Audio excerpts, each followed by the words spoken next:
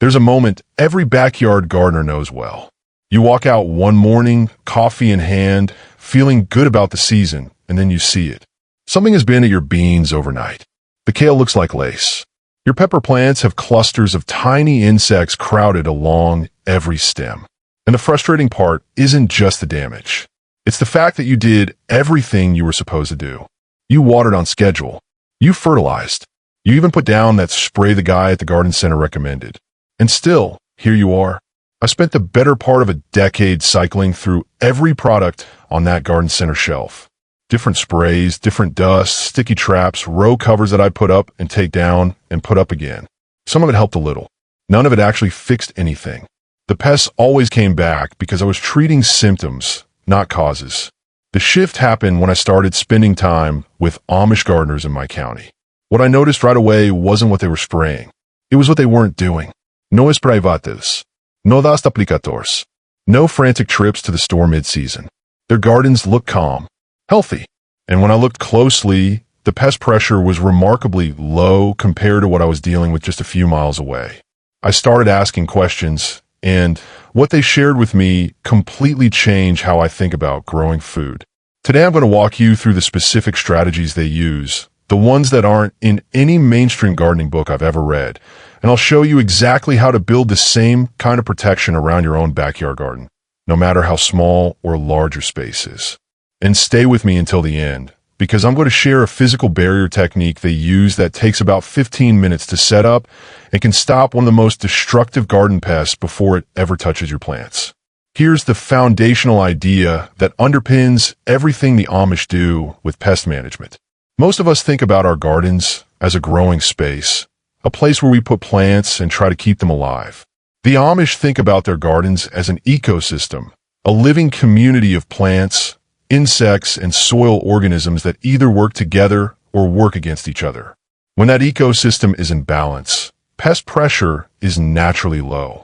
When it's out of balance, pests move in and thrive. Every strategy I'm about to share is designed to build and maintain that balance. Not to kill every insect you see, but to create conditions where the harmful ones can't get a foothold and the helpful ones want to stick around. The first strategy is what I'd call the confusion principle, and it starts with how you arrange your plants. Most backyard gardeners plant in blocks. All the tomatoes together, all the cucumbers together, all the cabbages in a row. It looks organized, it's easy to manage, and it's exactly what pest insects are hoping to find. Here's why. Pest insects locate their target crops by following chemical scent signals in the air. A cabbage moth doesn't wander randomly through your garden. It's actively navigating toward the specific volatile compounds that cabbage, broccoli, and kale release. When you plant 12 cabbage plants in a solid block, you've created a scent beacon that's broadcasting loud and clear from a long distance. The Amish break that signal up by intermingling different crop families throughout the same bed. Instead of a block of cabbages, you might see 2 cabbage plants, then a row of onions, then a pepper, then 2 more cabbages with herbs tucked in between. To the human eye, it looks a little informal. To a pest insect, try to navigate by scent, it's chaos. The signal it's following keeps getting interrupted and overridden by other chemical compounds from unrelated plants. Many pests simply give up and move elsewhere. This practice is sometimes called polyculture, and the research behind it is solid. Studies have consistently shown that diversified plantings experience significantly lower pest damage than monoculture blocks. Not because pests die, but because they can't efficiently locate and colonize their targets. You don't have to completely redesign your garden to do this. Start by breaking up your largest single crop plantings. If you have a long row of beans, tuck a few clumps of basil or summer savory into it every few feet. If you have a block of brassicas, interplant them with onion sets or garlic. The disruption doesn't have to be perfect. Every gap you create in that scent signal is one fewer pest that successfully find your plants. The second strategy is one the Amish call working the edges, and it's about using the vertical dimension of your garden space. Most pest insects travel close to the ground when they're searching for plants to colonize. They follow air currents near the soil surface where the scent concentration is highest. The Amish exploit this by creating what I describe as a scent floor around the garden, a layer of aromatic plants growing low and dense along every path and border, so that ground-level air currents are saturated with deterrent compounds before they ever reach the main crops. The plants they use for this are specific. Thyme is the cornerstone. It grows low, spreads readily, and releases thymol, a compound that repels a wide range of insects including aphids, cabbage loopers, and whiteflies. The Amish plant it densely along the edges of paths inside the garden, right where foot traffic keeps it trimmed and releasing its oils with every brush of contact.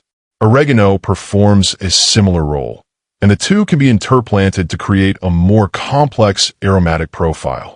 Creeping savory, which is less well known than its upright cousin, is another low-growing herb the Amish favor for this purpose. It releases a sharp, pungent compound that is particularly effective against beetles and aphids. What makes this layer different from simply planting herbs in a border is the placement. You're not putting these plants outside the garden as a perimeter fence. You're threading them through the interior at ground level, along every path between beds, around every planting mound, so that the deterrent effect exists throughout the growing space, not just at the edges. I added a ground-level thyme and oregano planting along my main garden path 3 seasons ago, and the difference in aphid pressure on my nearby pepper and kale plants was noticeable by mid-July. I can't give you a controlled experiment, but I can tell you the Amish families I learned from have been doing this for generations, and their results speak for themselves. The third strategy involves water, and specifically, how and when you water. This one surprised me. I wouldn't have connected irrigation habits with pest management, but it makes sense once you understand the reasoning. Many soft-bodied pest insects, aphids, spider mites, and thrips among them, thrive in dry, dusty conditions. They prefer the undersides of leaves in low-humidity microclimates. Overhead watering in the heat of the day creates the worst of all possible situations. It wets the top of the foliage, which can promote fungal issues, while leaving the underside dry and sheltered. That dry underside is exactly where aphids and mites colonize. The Amish water at ground level, early in the morning, and deliberately. Soaker hoses or hand watering at the base of plants keeps moisture in the root zone, where it belongs, and avoids creating the dry, dusty foliage conditions that pest insects prefer. The other thing they do is use a strong spray of plain water on the undersides of vulnerable leaves a few times per week during peak pest season. This is particularly effective against spider mites and aphids. It physically dislodges them, and they rarely make it back to the plant. It sounds almost too simple, but it costs nothing, takes a few minutes, and the Amish rely on it as a consistent part of their routine because it works. The timing matters too. Early morning watering means the foliage dries quickly as the day warms. Wet leaves in cool evening temperatures are an invitation for fungal disease. The Amish understand this intuitively because they've watched what happens over years when the routine slips. The fourth strategy is about the soil itself, and it's the one most people skip entirely. Healthy soil grows healthy plants. That statement gets repeated so often it's become almost meaningless. But there's a specific mechanism here that connects directly to pest pressure that's worth understanding. Plants grown in nutrient-poor or imbalanced soil produce excess simple sugars and free amino acids in their tissues. These compounds don't strengthen the plant. They're essentially available nutrients sitting in the plant cells, and pest insects can detect them. Research in plant biology has confirmed what traditional farmers have observed for centuries. Pest insects preferentially attack weak, nutritionally stressed plants. A plant grown in balanced, biologically active soil produces a different chemical profile, one that's less attractive to pest insects and more resistant to damage when attacks do occur. The Amish build their soil with compost, aged manure, and something many modern gardeners overlook: wood ash. Wood ash applied lightly in early spring raises soil pH slightly, adds potassium and calcium, and has a mild deterrent effect on soft-bodied insects that come into contact with it at the soil surface. They spread it thinly around the base of plants, never piling it against stems, and always in small amounts because too much can swing the pH too far. They also use compost tea, a liquid made by steeping finished compost in water for 24 to 48 hours and applying it to plant foliage and soil. The microbial activity in compost tea helps suppress soil-borne disease, organisms, and introduces beneficial microbes that support plant health. A stronger plant is simply a harder target. Now, here's the physical barrier technique I mentioned at the beginning, and it's one of the simplest, most effective things I've incorporated from Amish practice. It's called the sand and ash trench, and it's specifically designed to stop crawling pests, cutworms, slugs, squash bugs, and beetles that move along the soil surface to reach your plants. Here's how it works. Around the perimeter of your most vulnerable beds, dig a shallow trench about 3 inches wide and 2 inches deep.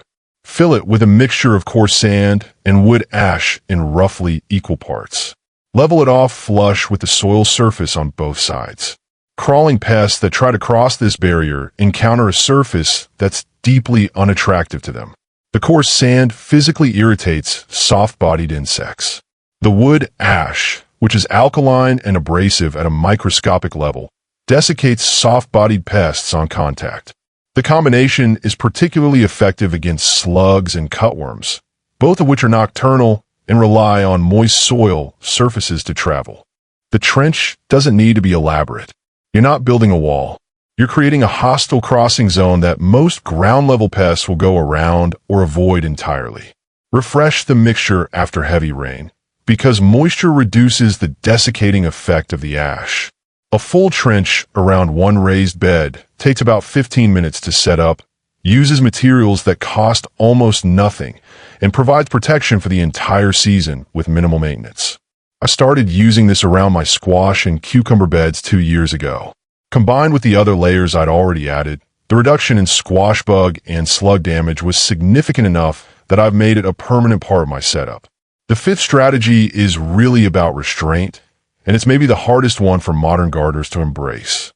When you see pest insects in your garden, the instinct is to act immediately. Grab something, do something, stop it now.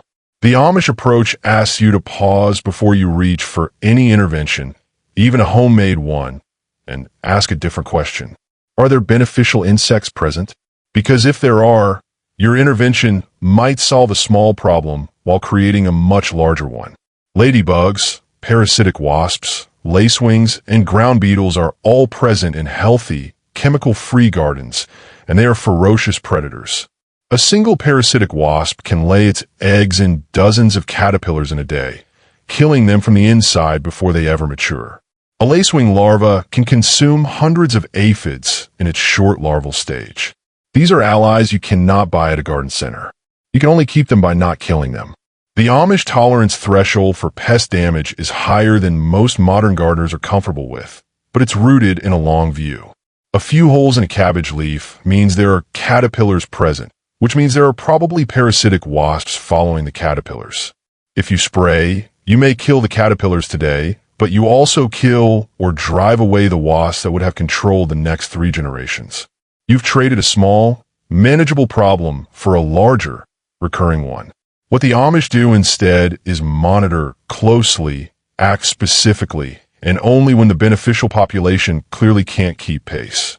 When action is needed, they reach for the same targeted homemade sprays I've mentioned before: diluted neem oil, garlic and hot pepper solution, or a simple soap spray made from a tablespoon of pure Castile soap in a quart of water. All of these break down quickly and leave minimal residue. None of them wipe out the broader insect ecosystem the way synthetic sprays do. Let me pull these strategies together because I want you to see how they stack.